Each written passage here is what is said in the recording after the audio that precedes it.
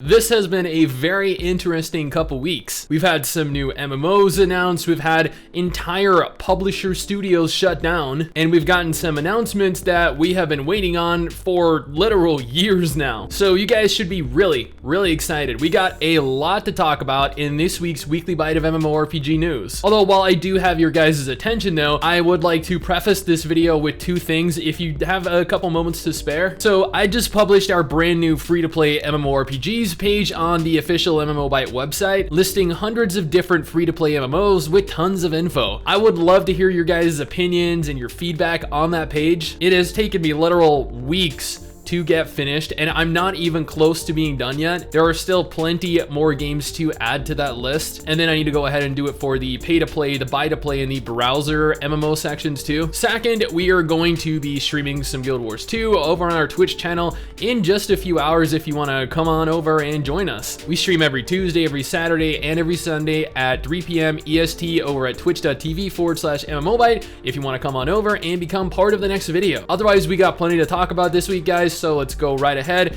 and jump on into this week's Weekly Bite of MMORPG news.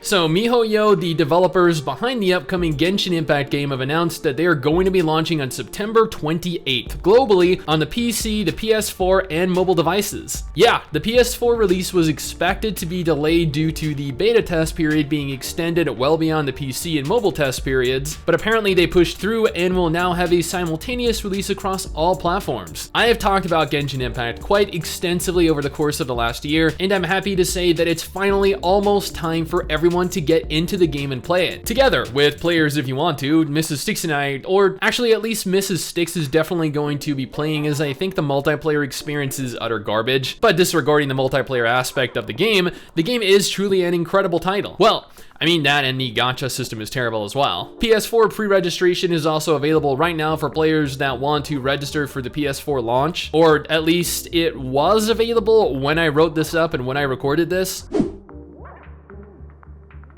I was directed to an article on MMO Culture this morning where I learned that Nexon are actually in the process of developing a brand new PC MMORPG that they are calling a AAA class masterpiece game that can satisfy users in all aspects such as content and visuals. And it is interesting to note here that they go on to state that they will satisfy users in all aspects, but go on to only include content and visuals. Like, what about gameplay? Now, I know, guys, Nexon has actually disappointed us with every single release in the history of their studio, but maybe they can change. Maybe they can.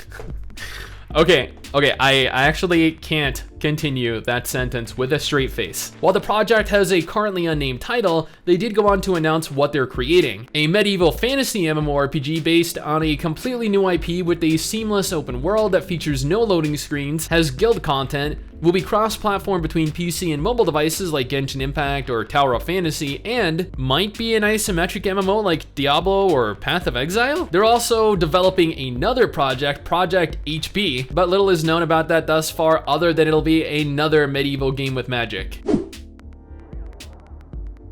For those of you that are waiting on any news pertaining to Project TL, here you go, finally! NCSoft confirmed that the game is going to be undergoing a test phase from the 31st of August through the 4th of September, with an upcoming closed beta scheduled for later this year. I had reported on this earlier this year, where I mentioned that both Project TL and Project BBQ were both going into some form of testing this year, but this confirms things, at least for Project TL. NCSoft also just registered the TL and TL Origin trademarks as well, which leads us to believe it's close to releasing, with them promising that it'll launch by 2021. They went on to further elaborate that they have every intention of launching globally, with Project TL being developed for the global audience with technologies and visuals they are familiar with. Further going on to state that this is supposed to be the start of a brand new universe. You can expect a dedicated video on Project TL next week if you guys can hold on till then.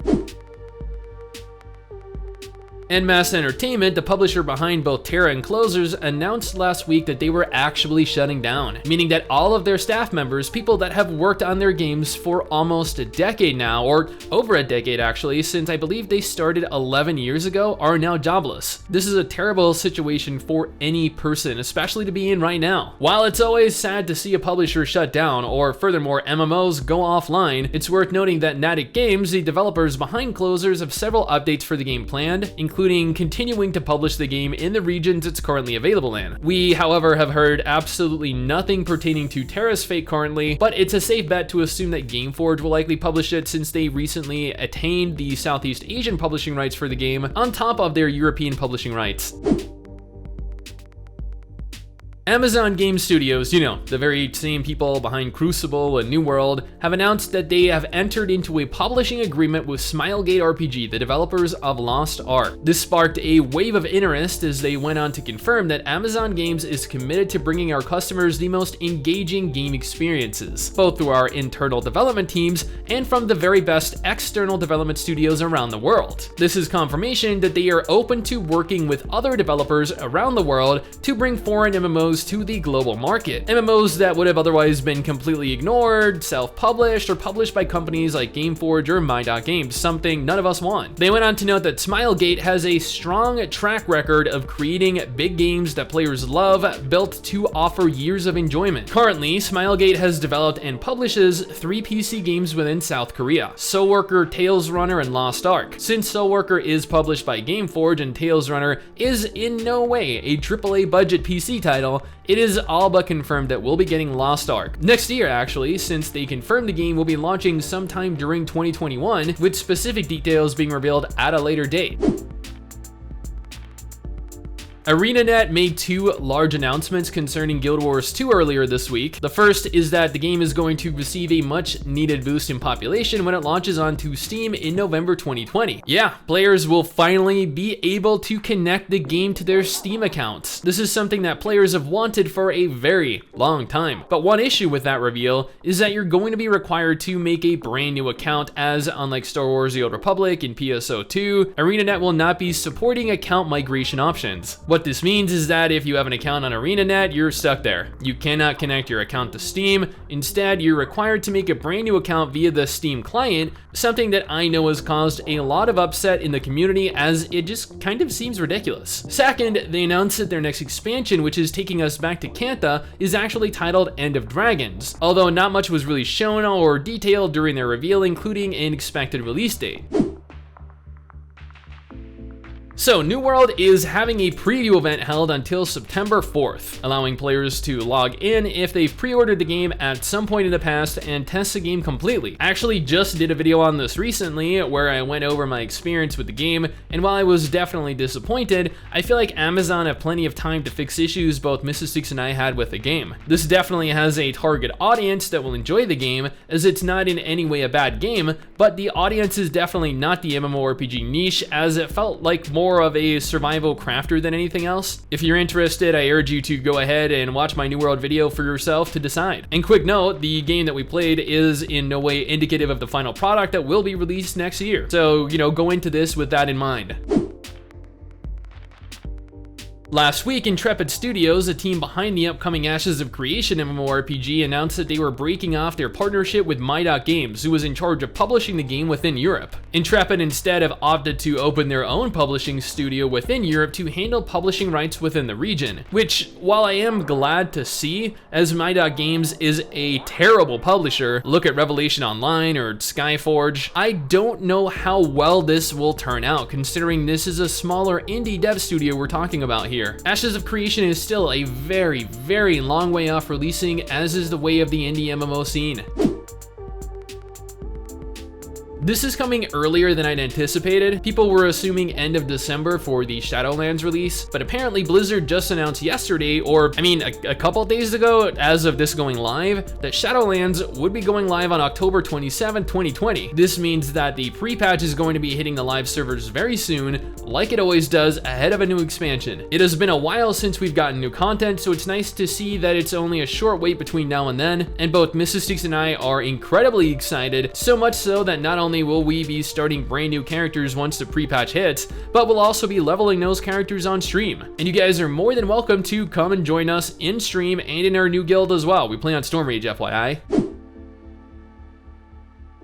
By now, you're all well aware that Blast Unleashed is also releasing onto PS4 under Bandai Namco, which if it's anything like the Xbox release handled by Bamco won't really be bad, but also that NeoWiz is self-publishing the PC version of the game on Steam, and that version probably will be, as Bamco actually distanced themselves from the PC release, claiming they have nothing to do with it. But you know what? I digress. The PC iteration of Blast Unleashed is going into closed beta testing next month, and there is a pre-registration form for players that are interested in testing the game out on PC. The PC beta will run for 12 hours on September 26th, and there won't be any restrictions preventing players from across the globe from participating. Yep, this and likely the full release of the game will feature a full global release.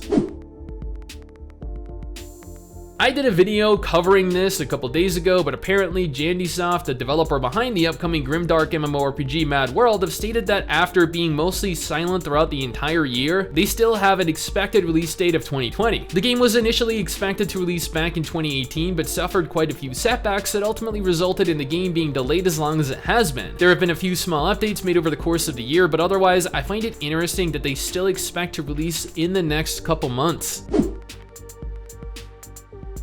Who would have thought that Grand Fantasia would continue to still receive updates? Because you know what? I have some good news for players that are still active within the game. Gamigo has rolled out a large update that allows players to tackle a brand new dungeon with new bosses, new items, and more. I was not aware that the game was still, I mean, well, can we really say actively updated? Because let's be honest here, yes, this is an update, but it's in no way being actively updated, right? And that is it. This is all of the MMO news that has been brought to my attention over the course of the last 2 weeks. If you know of anything I missed, feel free to go ahead and hit me up on Twitter or Facebook or Discord or Instagram, or even in the comment section below.